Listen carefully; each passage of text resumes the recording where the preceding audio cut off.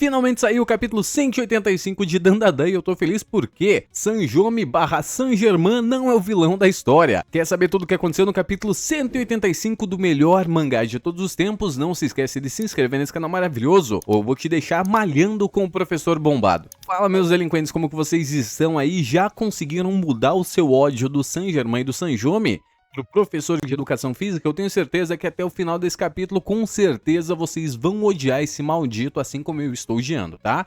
Então, sem mais enrolação, bora direto pro conteúdo, porque esse foi, na minha visão, um dos capítulos mais interessantes de se ler. Não que deu pra formular muitas teorias, mas porque ele seguiu exatamente o mesmo raciocínio que a gente já esperava do Yuki no Butatsu, que seria não acabar com essa batalha de uma forma tão simples assim.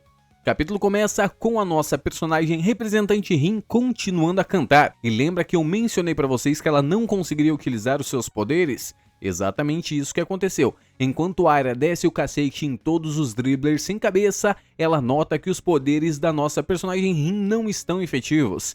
E em um lindíssimo painel, muito bem desenhado por sinal e com pouco fanservice, digamos assim, a Aira pergunta para ela: representante, você não consegue expandir mais a área do seu ataque? E a nossa personagem Rin diz que não consegue, que essa área parece que tem já uma formação pré-definida, como se fosse uma espécie de domo. E como ela não consegue expandir esse domo, infelizmente as técnicas dela não têm o alcance suficiente. E enquanto eles estão em uma batalha frenética, a Kawabanga responde: o poder da Rin de transmitir a sua canção ainda é imaturo. Você vai precisar dar um upzinho no seu poder de idol. E assim que você conseguir aumentar a sua área de poder, com certeza suas roupas também vão ficar incrível. Esperem muito menos ou muito mais que isso. E isso levanta um questionamento muito interessante. Será que quanto mais poderosa é a Rin, com menos roupa ela fica? E para finalizar, a Rin fica completamente envergonhada e diz que quer só dar um jeito rápido naquelas roupas. A Aira olha em volta, dá uma julgada na vestimenta da Rin e pergunta mais uma vez da Yukishiro. Já que a Rin foi até lá para seguir a Yukishiro, muito provavelmente ela deveria saber aonde está essa personagem. A Rin avisa que acabou perdendo ela de vista e todos os dribblers sem cabeça ainda continuam atacando elas. Até que a Kawabanga, nossa substituta da Vovó Turbo, olha pra cima e nota uma coisa que a gente não conseguiu ver, porque Yuki no Butatsu ele faz uma das melhores coisas em relação aos mangás de todos os tempos. Ele impõe uma lei dentro da sua obra, que é uma lei que força as pessoas a acreditarem nas coisas. Um exemplo, aqui ninguém acredita em gnomos e por isso a gente não conseguiu enxergar os gnomos que estão no meio das cabeças. Lembra que eu falei que tinha mais um aluno no meio daquelas cabeças no vídeo anterior? No vídeo de Predictions do capítulo 185, exatamente isso que aconteceu. E a Mai, como tem uma visualização yokai, ela consegue enxergar aquelas criaturas. E o fato das nossas personagens Rin e Aira não conseguir enxergar é porque elas têm uma ótica humana. Ela não possui uma ótica yokai, assim como a Vovó Turbo tem ou a própria Kawabanga. Mesmo, é claro, eles conseguindo definir alguns poderes yokais que possuem um poder elevado em relação a físico. E finalmente a gente consegue enxergar só os olhos da Rin saindo pra fora daquela bolotinha de gnomos. Yuki no Butatsu se supera cada vez mais. Ele tem uns painéis decentes, bem desenhados. Eu tô pra falar pra vocês que falta pouquinho pra ele se tornar o melhor mangaka da atualidade. Ele tem uma história e consegue formar uma história tão boa quanto do Eiichiro Oda e painéis tão bonitos quanto do Murata. Pra finalizar, nossa representante de pouca roupa olha pra cima e diz que não tá enxergando nada. E se pergunta se ela virou apenas uma cabeça. A Aira também diz que não consegue enxergar nada e que é melhor desistir, já que eles não conseguem ver os gnomos. No final, Rin pede pra Mai se separar dela e ir até lá resgatar a nossa personagem Yukishiro. E a Kawabanga diz pra gente: poder eu até posso, mas assim que eu sair de dentro de você, isso vai acabar com todos os seus poderes, então você vai ter que se virar sozinha por um tempo.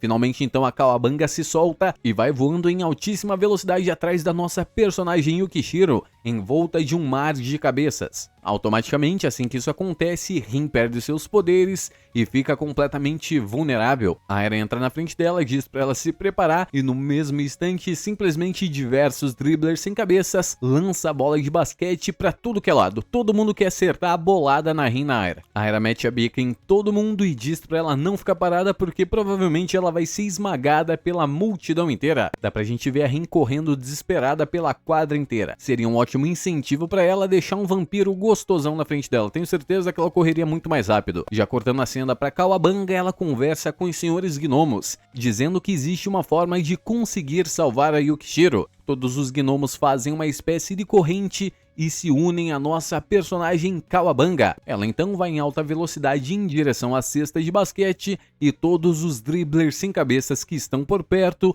entram na frente dela tentando impedir. E a gente consegue ver a Rin gritando: Mai, continue assim, vá em direção à cesta, faça uma enterrada invertida nela. Esse negócio de fazer enterrada invertida acho que é meio estranho. A Cowabunga então utiliza os gnomos e transformam ele em uma espécie de corpo.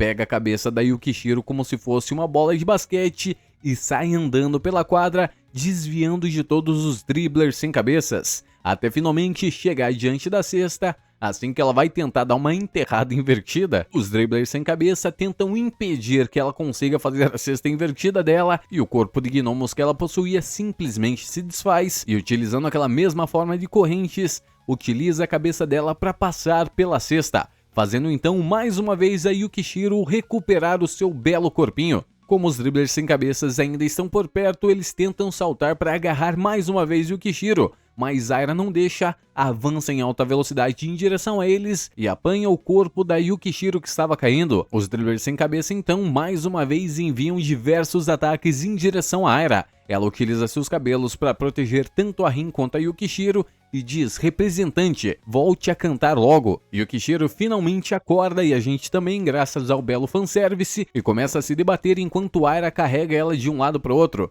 Por fim, a Aira pede para ela parar de ser idiota e abrir os olhos e ver quem tá segurando ela, e finalmente ela abre os olhos e percebe que está em segurança. A Aira diz para ela se segurar firme, senão com certeza ela vai derrubar ela e será de propósito. E é exatamente aí que a gente tem a maior revelação de todo o capítulo, que seria quem é a pessoa que está chantageando os alunos. Finalmente ela revela: Mi Sensei. Foi ele quem me ameaçou. Esse cara de pau, ele tinha a maior cara de bom moço no capítulo 183. A cena corta então para ele no mesmo momento que ameaçou Yukishiro com as fotos. Ele estava cutucando o seu narizinho e colocando na boca de uma forma extremamente nojenta e ameaçando a nossa personagem Yukishiro. E ela continua: o Murakami Sensei é ele quem está procurando por conta própria as contas das redes sociais das alunas. Então, quando elas fazem alguma coisa que viola as regras, ele as ameaça e faz elas tirarem fotos de lingerie.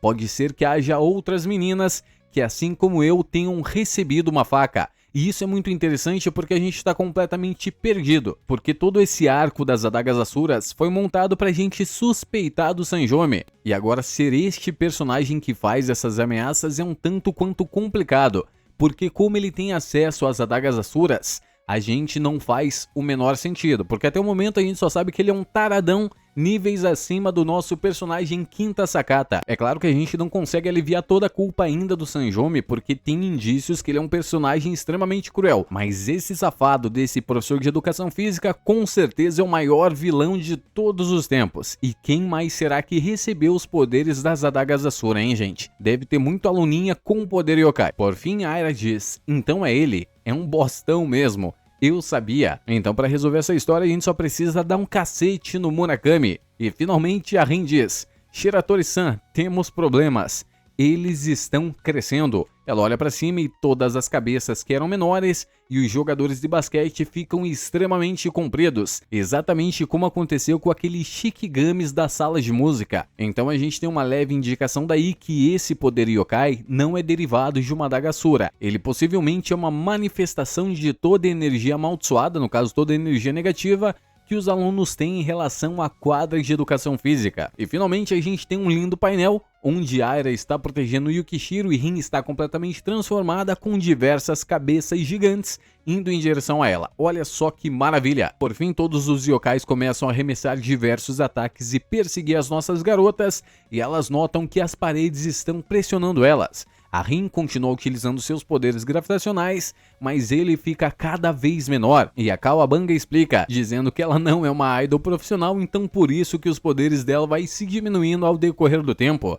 Que ela ainda é uma idol informação e só aguentará mais 5 minutos. E dá-lhe chuva de cabeçada pra cima de todas as nossas personagens. No fim, Aira diz: Yukishiro, você consegue usar os gnomos, né? Então use eles pra procurar o Murakami. Ele deve estar em algum lugar desse ginásio. Precisamos dar um jeito de derrotá-lo e mandá-lo pelos ares. Isso é, se ele controlar esses poderes. Mas vamos supor que ele controle.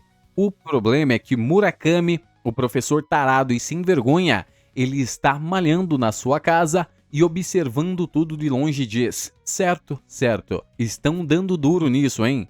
Mas eu não sou igual a idiota da Yukishiro, viu? Não estou no ginásio não. No momento em que vocês puseram os pés dentro, acabou para vocês. O filho de uma boa pessoa está a quilômetros de distância, malhando na sua casa e dando um cacete nas nossas personagens. Olha que bicho desgraçado. Só nesse capítulo ele conseguiu ser muito mais inteligente que o Muzan Kimetsu no Yaiba inteiro. Muito obrigado a todos vocês que chegaram até aqui. Dá pra montar muitas teorias legais graças a esse capítulo. Muito obrigado, Yuki Nobutatsu. Você foi maravilhoso dessa vez. E a gente tem que definir algumas coisinhas. O que o Saint-Germain tá aprontando nessa história? Ele é o vilão? Ele é só mais um vilão? Ou tem algo muito maior por trás disso aí? E como que eles vão conseguir derrotar esse sem vergonha desse professor, eu não faço a menor ideia. Na verdade, eu tenho uma ideia sim. E infelizmente, gente, envolve a Vovó Turbo. Infelizmente. Mas creio eu que possivelmente outro personagem consiga utilizar aquela mesma coisinha que você já imagina. Isso mesmo. Transferência por eletricidade. E essa personagem pode muito bem ser a nossa personagem Aira, aumentando ainda mais a velocidade dela. E o truque está nas energias e espirais. No mais é isso, muito obrigado a todos vocês que ficaram até aqui. Não se esquece de se inscrever nesse canal maravilhoso. Com certeza teremos mais conteúdos. E eu estou gravando o resumo completo de Frieren. Não sei falar o nome direito, mas aquela obra é maravilhosa. No mais é isso, isso é Narkin diz. Tchau e cuidado para não quebrar as regras da escola, porque aquele lá é o professor do Quinta Sacada.